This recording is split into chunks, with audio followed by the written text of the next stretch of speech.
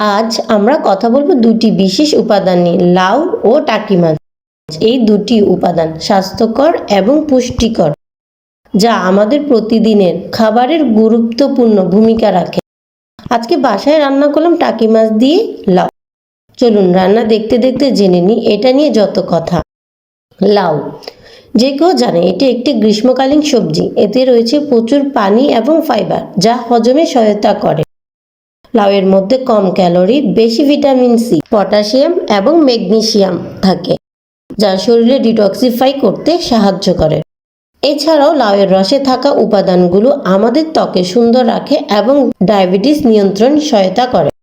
এখন আসি টাকি মাছের কথায়। টাকি মাছ প্রোটিন, ভিটামিন বি12 এবং ফ্যাটি অ্যাসিডের পূর্ণ।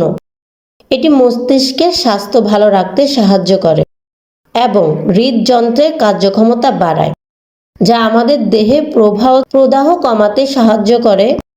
এছাড়াও এই মাছের শরীরে থাকা ফসফরাস আমাদের হাড় শক্তিশালী করে এবং ক্যালসিয়ামের শোষণ বাড়ায়। লাউ ও টাকি মাছ একসাথে রান্না করলে একদিকে যেমন দারুণ সুস্বাদু হয়, তেমনি পুষ্টিতে পরিপূর্ণ।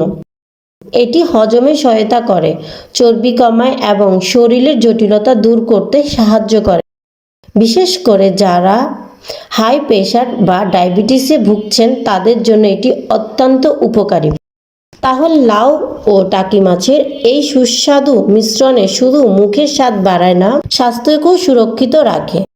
আপনার প্রতিদিনের খাদ্য তালিকায় এটি অন্তর্ভুক্ত করুন এবং উপভোগ করুন সুন্দর জীবন। সাথে থাকার জন্য ধন্যবাদ।